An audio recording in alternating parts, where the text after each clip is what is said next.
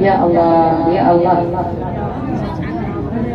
هذه الليلة ليلة استجابة الدعاء، ليلة استشهاد عمر بن هاشم بدر العشيرة، ليلة فجع فيها الإمام الحسين عليه السلام وأهل بيته بحامل لواء الحسين أبي الفضل العباس، ليلة نادى فيها الحسين الآن انكسر ظهري وقلت حيلتي وشمت بي عدو، فهنيئا لمن حضرت مجلس أبي الفضل العباس. عندها حاجة خلت تحضرها، والله خلت تحضرها، وإن شاء الله إن شاء الله مقضية، وتذر بينا كلنا أصحاب حوائج دنيا وآخرة.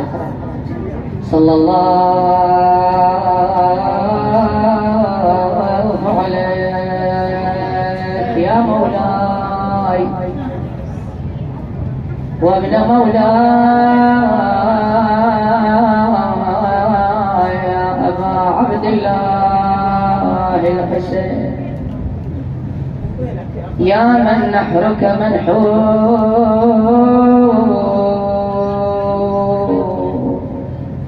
سيدي وصدرك بحوايا الخير مكسور وعيالاتك سبايا من بلد إلى بلد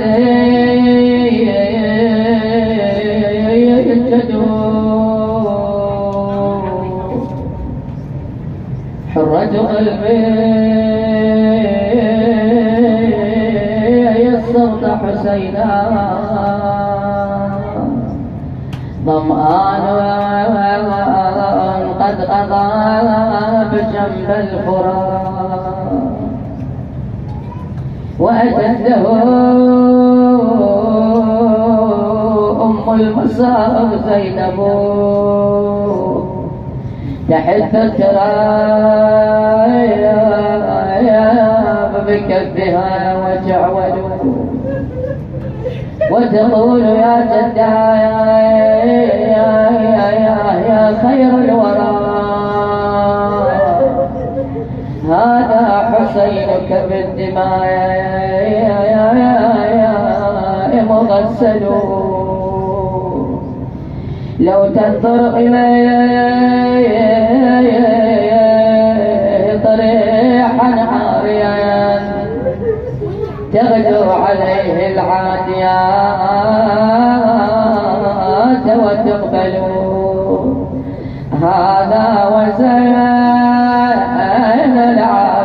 العابدين مقيدون ينظر لرأس أبي جهرا يحمله وويلا هذا الرأس الشريف الذي كان رسول الله يقبله.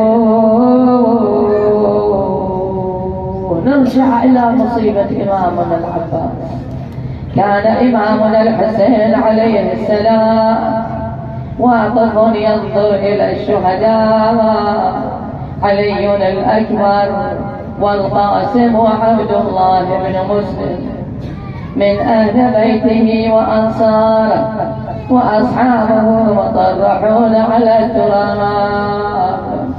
كلما أراد الإمام العباس أن يبرز للقتال يقول له أخي حبيبي نور عيني أنت صاحب لوائي، يعرف بأن العباس إذا دخل الميدان ما يرجع بعد. نعم جاء الإمام العباس إلى أخيه الحسين وهو يتفجر حمية وشجاعة، سلم عليه وقال السلام عليك يا أبا عبد الله، أمام رقصة أتقدم للقتال بين يديك. نظر إليه الإمام الحسين وأرخى دموعه وهو يقول أخي نور عيني، أخي أنت صاحب لوائي، فإذا مضيت يشتت شمعي قال أبي الفضل العباس أخي لقد سئمت الحياة وضاق صدري. قال الحسين عليه السلام أخي إذا كان ولا بد من ذلك فاطلب لهؤلاء الأطفال والعلويات قليلا من الماء. ثم جاء العباس عليه السلام إلى الخيمة وإذا بالأطفال هرعوا إليه وصاحوا عماه العطش العطش قد تض قلوبنا. نعم فلما سمع العباس نداء الأطفال وإذا أخذ القلب عند ذلك تعلقت به أخته زينب حبيبة العباس طبيبة العباس كفيلها بفاضل.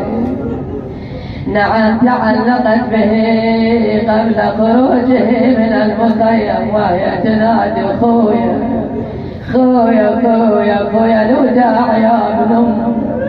تدري بالعباس بعد ما يرجع. نعم ذهب إلى الموت الذي لا بد منه قبلها في رأسها وقال يا يا يا يا يا الوداع الوداع يا زينب الوداع يا أختاه الوداع يا حبيبة قلبا الوداع يا نظر عيني. نعم ذهب أبي الفضل العباس إلى شاطئ الفرات وزينب واقفة في باب الخيمة والدموع تسيل من عينها. قل خويا خويا ما يراد يا ملودا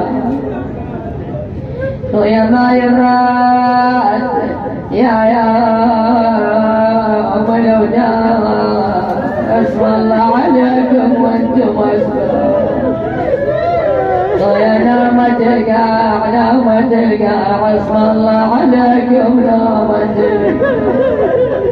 قل خويا خويا يا شايل راسي يا ابن امي قل خويا وارجع الساعة لا تبطي يا خويا وارجع الساعة. قل خويا فدوى يا فدوى ولا تبطي يا عباس فدوى. تقول خويا قلبي تتشوى قلبي تتشوى خويا ما انا واقفه وقلبي تتشوى. يا تقول خويا المال هخوى خويا المال هخوى المال هخوى تشفع مثل المال. تقول خويا على شوفك الحلوة خويا على شوفك الحلوة أنا وخافا على شوفك الحلوة. تقول خويا عينك أنا خافا على شوفك وعينك. تدري عندها علم زينب. قل خويا ما جيت ويا عباس ما جيت ويانا. تقول خويا واسمع ونينك واسمع ونينك ظنك تحت واسمع. تقول خويا يا ابو فاضل مطفر جبينك وعمود العدو طافر جبينك.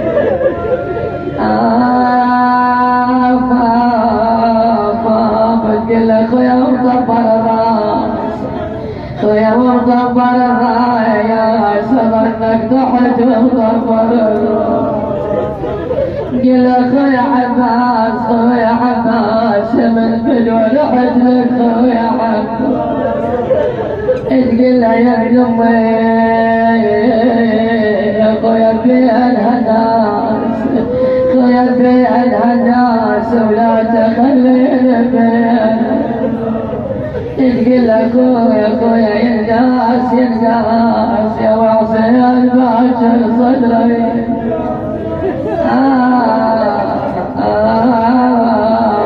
تقول خويا ليش عفته يا ليش عفته يا وياك ليش والله كل شفته وينهدم حالك ويا بسكته ويهل عيونه بسكته. نعم آجركم الله تعطل من فضل العباس ما جل الخيام صار بحال زينه ولا توجهت وعلى روح بالقوة توجه ويا يوم اتعدت ويا ليل عالقمر يوم اتعدت ويا دليل انا معظم ارتقل البطل ويا ليش بعدت يا ويش عطلك وليش ويا كبرت وثقل الحمل منا قل خويا مليت ولا من كثر العزل مليت. نعم آجركم الله كأني بأبي الفضل العباس قلها ردي غيور أبو فاضل كان بجال أبو فاضل خيال زينب ما ينشايا يقلها ردي ولا الخيام زينب خويا ردي خويا بنرجع عندي أنا وياك من نرد لا ماي ولا زود ولا حامة مطبوخة العين نابت بها السهر إلها خويا وانقطع زندي يا راس الضبر وانقطع زندي ويا كبدي والمرض على العطشان في تلك الحال أبي الفضل العباس ويهم بالحسين والله من قال وحدي يا خلت من قال وحدي قلها خويا يا زينب حد خد على خدي خويا والحسين حد خد على خدي. النبي قلها ارجعي يا زينب ارجعي للحسين كوني مكاني كوني عضيدا مكاني للحسين. يقلها خويا عاون حسين عاون حسين روحي يا زينب عاون بعد ما في مجال خويا صار صاير وتلقى القلب صار يقلها خويا الملاعين وما شرب بحول الملاعين يقلها خويا نبلة العين أنا لا ما جبين ونبلة العين والله تدري أنا وما عوفكم يا خويا تدري خويا بنت عجبي وحقك من تعجبين. ليش يقلها عجبي وحقك من تعجبين؟ لأن زينب لما أرادوا الخروج من المدينة ما قامت ولا عطت شفها لواحد يقومها إلا الأب الفضل العباس مديده قال لها أخي زينب قومي وأنتي بكفالة. إيش حد هو يمر بإجوال عدل حد وياش يا زينب القطع السنود حد وياش لما تطفى العين حد وياش لما الفلق لها من الصين. لذلك يقول لها عجبي يا زينب مش ما تعجبين. عظم الله أجورنا وأجوركم باستشهاد قمر العشيرة أبي الفضل العباس وأحسن الله لنا العزاء ولكم.